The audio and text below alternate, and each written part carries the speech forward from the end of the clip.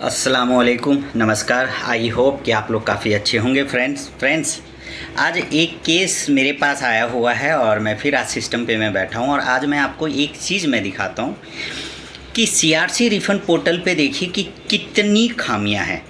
और खामियाँ भी कोई छोटी छोटी खामियाँ नहीं, बहुत बड़ी बड़ी खामियाँ हैं कि सीआरसी रिफ़ंड पोर्टल जो है किस तरीके से आदमी को किस नज़रिए से देख रहा है वो यहाँ सिस्टम से समझ में आ रहा है।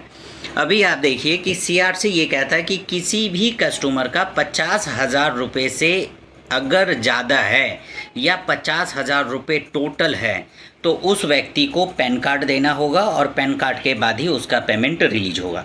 लेकिन आज एक केस मुझे देखने के लिए ऐसा मिला है फ्रेंड्स कि उसका टोटल 4 लाख रुपया 4,91,300 रुपये उसका टोटल रिसमीशन हुआ है। और 4,91,300 रुपये रिसमीशन में उनका पैन कार्ड अपडेट नहीं हुआ और पैन कार्ड अपडेट नहीं होने के बावजूद भी इस कस्टमर का 50,000 रुपया रिलीज कर दिया सीआरसी रिफंड पोर्टल ने। तो क्या सीआरसी ऐसा तो नहीं कि कहीं वहाँ आदमी को देख के पेमेंट रिलीज कर रहा हो? अगर वहीं पे कोई दूसरा अगर सहारा का कस्टमर है, पीरित जमा करता है, अगर उसका 50,000 एक रुपया या 50,000 है और अगर उसका पैन कार्ड अपडेट वहाँ नहीं है तो उसका पेमेंट रिलीज अभी तक नहीं हुआ है, तो इस व्यक्ति का पेमेंट रिलीज सीआरसी ने किया तो कैसे किया? क्योंकि मैं आपको एक एक सिस्टम पे मैं आपको दिखाऊंगा। क्योंकि क्या होता है कि सिस्टम जो है वो कभी भी गलत नहीं बताता है, क्योंकि सिस्टम के अंदर में सॉफ्टवेयर ही इस तरीके से अपडेट होता है कि जब तक आप वहाँ पे वो चीज़ अपडेट नहीं करेंगे उससे पहले जो है वो सिस्टम आगे नहीं होगा। और जैसा कि आप लोग जान रहे हैं कि सीआरसी रिफंड पोर्टल इस तरीके से बना हुआ है सॉफ्टवेयर कि उसमें अगर एक भी कमी होगा तो जब तक वो कमी पूरा नहीं होगा उस कमी से पहले नेक्स्ट दूसरा ऑप्शन जो है वो नहीं खुलेगा। लेकिन आज एक केस पहले के लिए मिला है कि बिना पैन कार्ड अपडेट किए हुए 4,91,000 का रिसमीशन और इस व्यक्ति का पेमेंट इसके अकाउंट में आ चुका है।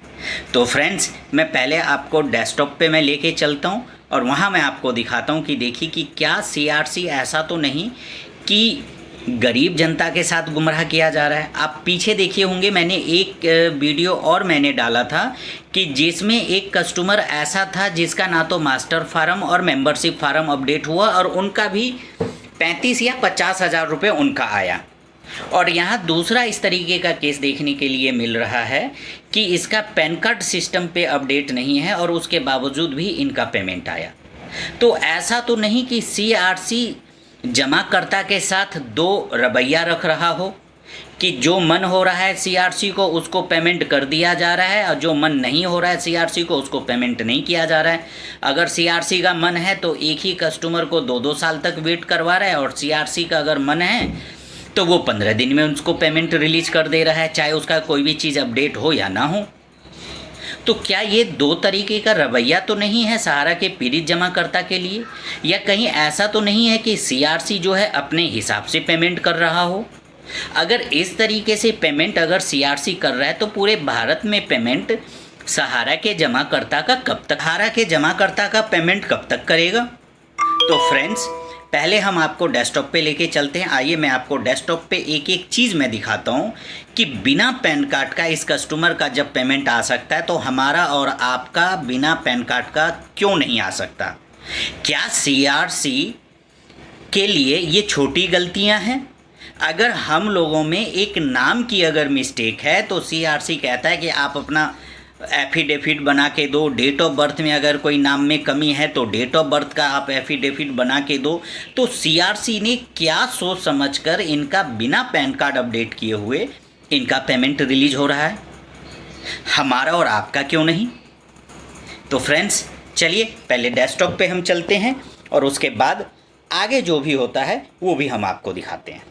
पे आ गए हैं और मैं आपको शुरू से दिखाता हूँ। ये इसका कंप्लेन नंबर है और ये इनका अमाउंट 4,91,000 है, ठीक है। अब जो 2,19,300 रुपये का जो पेमेंट लगा हुआ था, रीसबमिशन जो हुआ, उसमें से इनका पेमेंट जो है ये देखिए इस डेट के अंदर में 50,000 रुपया, 2,19,000 में से 50,000 रुपया CRC ने इनका रिलीज कर दिया। अब फ्रेंड्स देखिए, जब हम इसके नीचे जाते हैं तो नीचे में इसका एक और है जो दूसरा मेंबरशिप नंबर है, इसका भी टाइम पूरा हो गया, लेकिन दूसरा मेंबरशिप का अभी जो है CRC रिफंड पोर्टल पे कोई ऑप्शन नहीं दिया है। मतलब अपना ही पैसा लेने के लिए अब इस व्यक्ति को और थोड़ा सा धक्के खाने होंगे। लेकिन यहाँ ये देखिए कि इसका रिसबमिशन नहीं हो रहा है। जब हम इसका ओके करते हैं तो यहाँ पे दिखा दिया जाता है कि इसका मास्टर फार्म और AOF फार्म जो है वो अवेलेबल नहीं है। ये देखिए यहाँ पे दिखा दिया कि ये अवेलेबल नहीं है। लेकिन जस्ट फिर हम इसके नीचे चलते हैं फ्रेंड्स, तो यहाँ देखिए एकदम क्लियर लिखा हुआ है अपलोड डॉक्यूमेंट। जब तक यहाँ पे पैन कार्ड अपडेट नहीं होगा 50,000 या 50,001 रुपये से एवं जो भी अमाउंट है, तब तक उनका पेमेंट रिलीज़ नहीं हो सकता है फ्रेंड्स। और यहाँ आप क्लियर देख लीजिए कि यहाँ पे कोई पैन कार्ड अपडेट नहीं है, और जब तक यहाँ पे पैन कार्ड हम अपडेट करेंगे नहीं, उससे पहले यहाँ पे अपडेट होगा नहीं। और एकदम CRC का कहना है जब यहाँ पे किसी भी कस्टमर का पैन कार्ड अपडेट हो जाता है तो यहाँ पे जो ये ऑप्शन डॉक्यूमेंट का जो होता है, यहाँ पे ये आता ही नहीं है, ये अपने आप हट जाता है। सीधा नेक्स्ट कीजिए और नेक्स्ट काम जो है इनका ओके हो जाएगा। तो अब आप ये देखिए कि क्या CRC जो है कि जमाकर्ता के साथ दो तरीके का नज़रिया तो नहीं रख रखा है, या CRC ऐसा तो नहीं है कि CRC का जो अपना मन होता है अपने मन के हिसाब से पेमेंट रिलीज कर दे रहा है। जब इस व्यक्ति का पेमेंट रिलीज कर सकता है बिना पैन कार्ड अपडेट किए हुए, तो जो 50,000 तक का जो कस्टमर है जिसका आज भी लाखों आदमी का जो है अंडर प्रोसेस दिख रहा है, तो उनका पेमेंट CRC क्यों नहीं रिलीज कर रहा है? क्या CRC 2-2 साल लगता है? अगर 2 साल लगता है दूसरे का पैन कार्ड KYC अपडेट करने में, तो इसका बिना पैन कार्ड अपडेट किए हुए पेमेंट क्यों रिलीज किया? तो CRC दो तरीके का जमाकर्ता के साथ तो व्यवहार नहीं कर रहा है, और व्यवहार कर नहीं रहा है, यहाँ से दिख रहा है कि दो तरीके का व्यवहार है। अगर किसी का 50,000 में पैन कार्ड नहीं है तो उसका अभी भी उसी तक उसके आगे का केस प्रोसेस नहीं होता है, और जिसने पैन कार्ड अपडेट नहीं किया है उसका पेमेंट रिलीज हो रहा है। तो फ्रेंड्स, आप लोग जागिए। जब तक आप लोग नहीं जागेंगे, CRC रिफ़ंड पोर्टल का जैसे मन होगा वो उस हिसाब से पेमेंट करेगा, और हम और आप जो है ऐसे ही परेशान होते रहेंगे। एक ही काम के लिए 10 बार हम लोगों को पेमेंट करना पड़ेगा, और उसके बावजूद भी हम लोगों का पेमेंट नहीं आएगा। ये कोई छोटी सी गलतियां नहीं हैं, और अगर ये छोटी गलती है तो नाम में अगर एक अक्षर की कमी है तो वो भी छोटी गलती है। अगर डेट ऑफ बर्थ में अगर 2-4 महीने का ऊपर नीचे अगर है तो वो भी एक छोटी गलती है।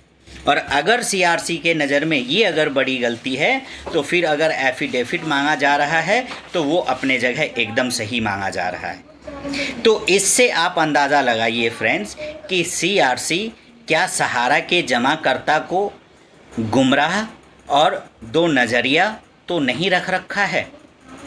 क्या यही कारण तो नहीं है कि बहुत सारे ऐसे जमाकर्ता हैं जिसके 10, 20, 50 हज़ार से नीचे का जो पेमेंट है उसका आज भी अंडर प्रोसेस चल रहा है लाखों जमाकर्ता का। अभी भी बहुत सारे ऐसे केस हैं जो पिछले साल के रिसबमिशन चल रहा है लेकिन अंडर प्रोसेस दिख रहा है।